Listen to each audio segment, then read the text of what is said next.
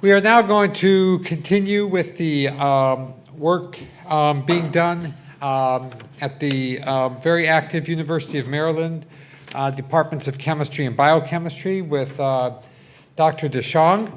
Professor Philip DeShong was educated at the University of Texas at Austin and at MIT. After his postdoctorate studies at the Swiss Federal Institute in Zurich and MIT, Professor DeShong took up teaching at Penn State and then moved to the University of Maryland in 1980. There, Philip is currently teaching at the Department of Chemistry and Biochemistry and is therefore a colleague with Dr. Lee. Professor DeShong is also the co-founder and chief scientific officer for SD Nanosciences. I know also from our collaboration of a year ago that there's some fantastic work that Philip has been marshaling for a number of years, and I really am keen to hear today what some of the latest developments among his team is. Philip?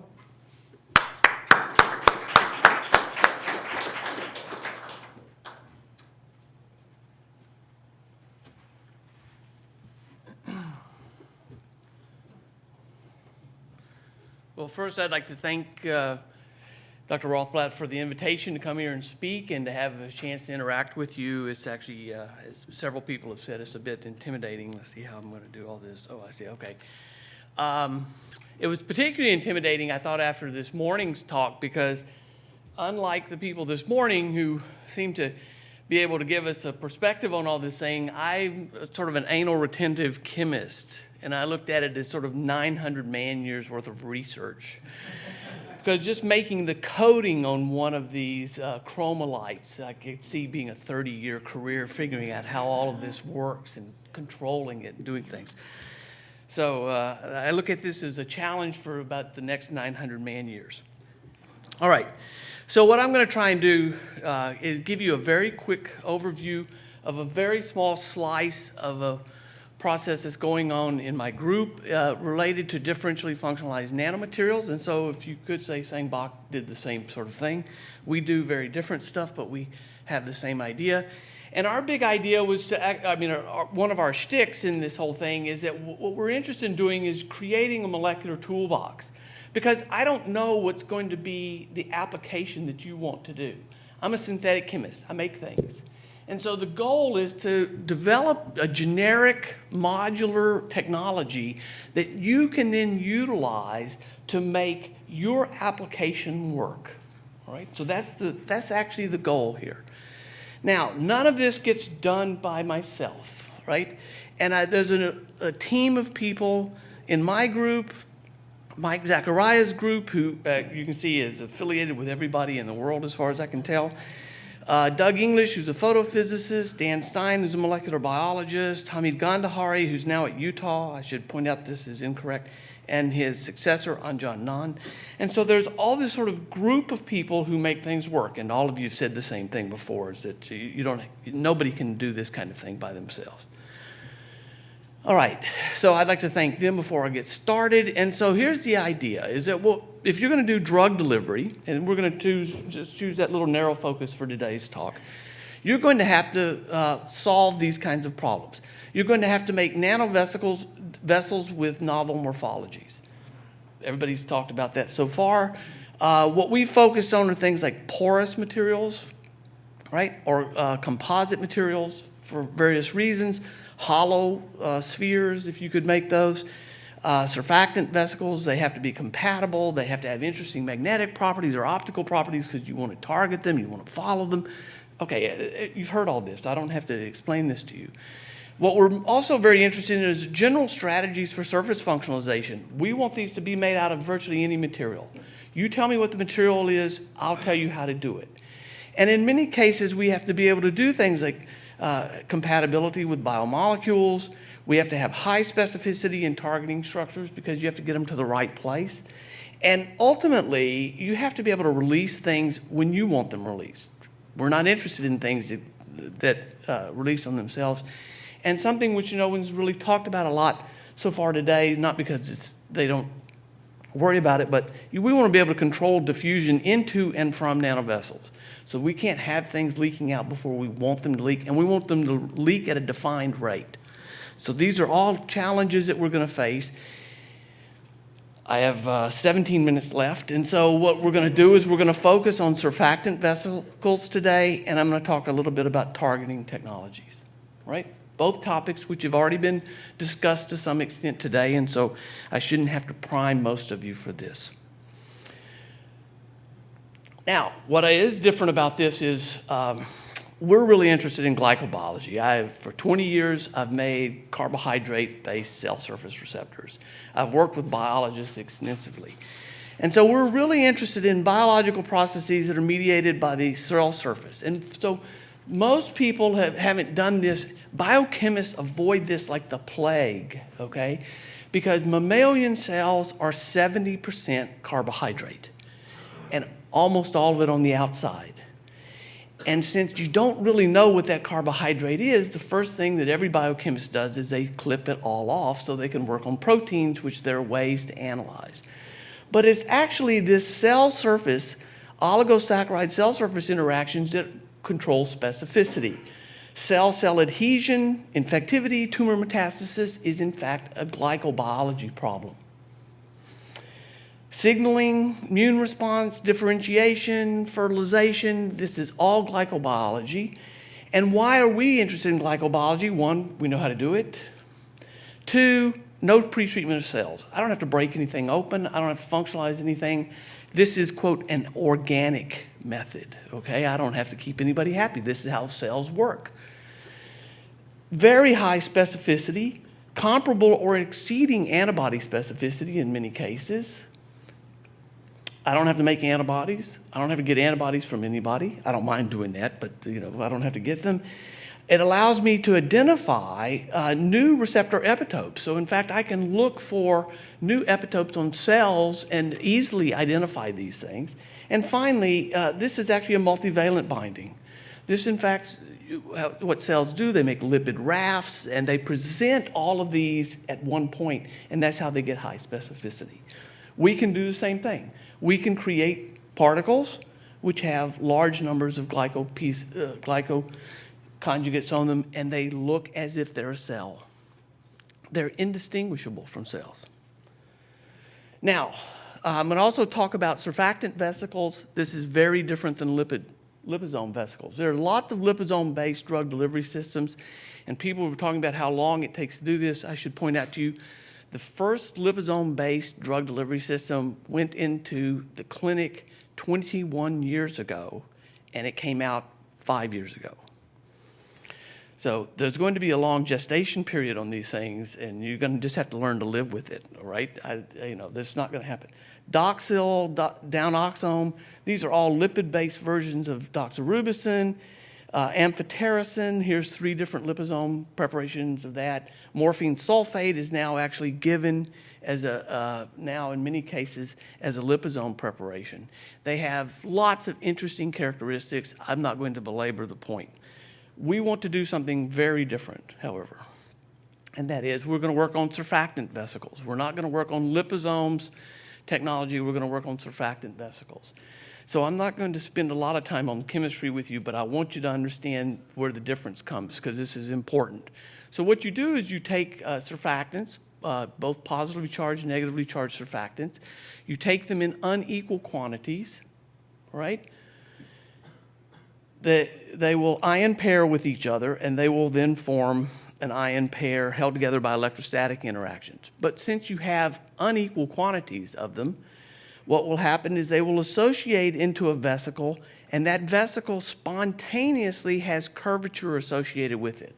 So in this case, I have an excess of one of the surfactants.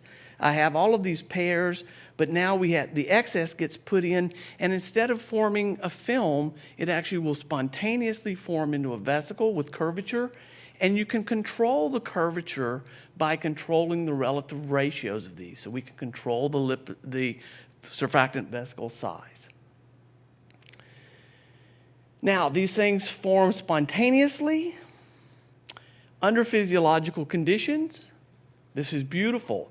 They are, in fact, either anionic or cationic. Choose what you want them to be. We don't really care. We prefer anionic, and you'll see why as we go through. They are thermodynamically stable. They do not require extrusion. You don't have to do anything to them. These automatically form, right? You simply pour them together, put a magnetic stir in them, stir them for 5 minutes, leave them alone. There you go. You have lipid vesicles. The ones we make are anionic, are 150 plus or minus 50 nanometers in diameter. They are indefinitely stable. In 3 molar sodium chloride, I should point out to you, put a liposome in a 3 molar sodium chloride and see what happens. You won't have liposomes for very long. And what's more important is that anionic vesicles incorporate cationic substrates preferentially. That is, I can take a solution when these things form, and they will effectively suck all of the positively charged substrate out and incorporate it into the space here. So anionic vesicles will preferentially absorb cations. Cationic vesicles will preferentially absorb anions. So let me give you an example of this. So we're now looking at the apparent encapsulation efficiency. So I should point out to you, if we take a neutral molecule like glucose, at this concentration, mixing vesicles in, again, 1% solutions, you would get roughly 1 to 2% glucose in a neutral molecule encapsulation. That's what you would get. Effectively, that internal solution is 1 micromolar, okay? You start with 1 micromolar solution, that's 1 micromolar. In this case, we start with millimolar solution, that's 1 millimolar in the internal, and that's about 1 to 2%. If you take an anion in an anionic vesicle, you get even a little bit less than the normal amount. But if you take cationic species, you see a huge increase in the amount that's spontaneously taken up. So we can effectively pull out our drug, in this case, into the anionic vesicle. And again, this is in under physiological conditions, and you see that in a liposome, a phospholipid vesicle, over a period of about 5-6 days, rhodamine G, the rhodamine from here, will basically leak out. All right? These vesicles are forming, reforming all the time, and the material will leak out. On the other hand, what you see is rhodamine 6G, over a 30-day period, effectively none of it comes out of these surfactant vesicles. They're extremely stable. They sit there. They mind their own business. They hold this. If you want to see how well it works, what we have is a mixture of carboxyfluorocene and rhodamine 6G, cationic and an anionic dye mixed together, red and yellow, orange. We take that dye, mix it with our vesicle precursors, surfactant vesicle precursors. Effectively, the cationic dye spontaneously gets absorbed into the anionic vesicles. The anionic dye is not absorbed into the vesicles. You run it down the size exclusion column, and voila. The vesicles contain these are the vesicles. These contain all of the cationic dye, and all of the anionic dye appears it's not associated with vesicles. So you have, if nothing else, you have a very nice method of separating cationic and anionic species. But in this case, we can use for drug delivery. You can put doxorubicin. You can put almost anything else in here. We do bioconjugates of various sizes. Now, targeting methods, if you want to target them, because one of the reasons we used anionic vesicles is anionic vesicles do not spontaneously interact with cells. Cells are negatively charged. They have a large zeta potential associated with them, and we don't want spontaneous interaction. We want to be able to deliver things. So we want to be able to control this. And so let's use a very simple analogy. If we take glucose and we make a sort of, in this case, mannose, do the conjugate, we make a C8 conjugate or a C12 conjugate. That C12 conjugate will spontaneously associate now and insert itself, the lipophilic portion will insert itself into the lipid membrane of the vesicle, and we now have carbohydrates on the outside of the vesicle.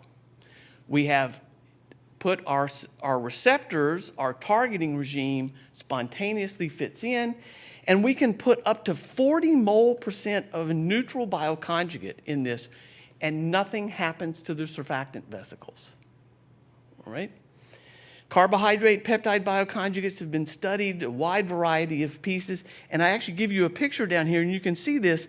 Here's a anionic vesicle that was made, and this is in water. This is in physiological saline, right? Twice concentration, 4 times the concentration. You have to get over 1 molar before you see any precipitation and any destruction of the vesicles, right? So this is actually remarkable stability for these species. Now, if this thing is going to do what it's supposed to do, how are we going to get it to release? Well, we get it to release very easily. We have a targeting regime on it, and when that targeting regime finds the appropriate receptor, you now have a surfactant vesicle which fuses with the membrane and releases its target. So we are, again, the targeting regime is in fact the release regime, right? Does it work? Well, it certainly looks like it works. We're now working with Neisseria in this case. So this is Neisseria gonorrhea, okay? Pathogen, a bacterial pathogen that we're working with. The reason we're working with this is because Dan Stein spent 25 years figuring out the glycobiology of Neisserial infections. Neisseria meningitis, Neisseria gonorrhea are what we would like to work with originally. This is Neisseria gonorrhea F62 delta, which is known to bind specifically to urinary tract endothelial cells which have a lactose on them. So only that subpopulation which has lactose.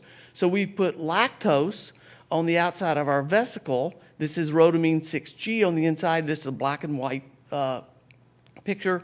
You see what happens. Each one of these little spots, by the way, is Neisseria gonorrhea, and this is a clump of about 1,000 Neisseria here. So I just want to lead you to this. If you looked at the optical picture, there's a clump about the same size here. There's another clump in the middle of all these. If you put lactose on it, you in fact target right to lactose. It fuses with the cell membrane, releases the rhodamine 6G into the Neisserial cells. You put glucose on it, there shouldn't be any binding, and in fact you see just a little bit of binding at very high optical when you're measuring the fluorescence here. And if there's no carbohydrate, because this is negatively charged, you'll see no binding to the cell. There's no nonspecific binding to the cells. Now, so let's do something that's, anybody can make glucoconjugates, glucose, mannose, etc. Let's do something that somebody would really like. So here's the lipid oligosaccharide that is found in Neisseria gonorrhea. It's hooked, lipid oligosaccharide has the O antigenic portion is hooked to a lipid A molecule, and we've developed technology where we can now clip off the O antigenic portion of that. We end up with 2 functional sites. In this case, this is F62 delta. And one of them has an amino group, one of them has a free hydroxyl on it. This is an anomeric hydroxyl, by the way, so we can do things with it without hitting any of the other hydroxyl units. In this case, we just went after the amino group. We put lipoic acid on it. If we were interested in binding the gold, you would now bind this onto gold. We can put these onto gold nanoparticles or gold films, etc. We can also functionalize this with C12 units such that we can put it now and stick it into our vesicles if we want to. And we've done that. You see exactly the same thing that you would expect out of this. Now, one of the questions that constantly comes up is that you're going to have to worry about the cytotoxicity of these. These are surfactants. And in fact, these are in fact in primary cells. I should point out to you, these are primary cells. These are marrow cells, chondrocytes. We've also done other primary cell lines. And is quite honestly, at very high concentrations of vesicle, you do see cell death. But at the concentrations in which the therapeutics would be done, you see no trace of cell death. And these were done by a variety of techniques, much as Professor Leary talked about this morning. This is done with both real-time PCR, not just cell death, but a variety of techniques. And we don't see significant cell death at these concentrations that would be therapeutically useful. So these are the cytotoxicity studies for anionic vesicles. So what do we have? We have is a platform for delivering drugs that we think is ease of synthesis, is spontaneous formation, is unilamellar. We can control the size of these particles by controlling the ratio of our surfactants. They are extremely stable under physiological conditions. They will selectively uptake charged species of the opposite charge. We can put a variety of targeting agents in them. We've put carbohydrates, peptides, antibodies. All of those seem to work very well. We can control the valency of the presentation because we can control how much we put into the surface of these. And finally, we can control the zeta potential of these by, again, controlling how much neutral surfactant we put in there. So we actually can measure these zeta potentials. And for certain types of cells, you would like to have higher or lower zeta potentials. And again, none of this could be done without this very talented group of people. I should point out to you that Juhi Park and Linnea Rader and my group did majority of the work that I've talked about today. There's been some work also done here by Glenn Thomas, who is an exceptional undergraduate, and I think you can expect to see things from him in the future. And these people have certainly given us money over the years, and I thank them, and I thank you for your attention.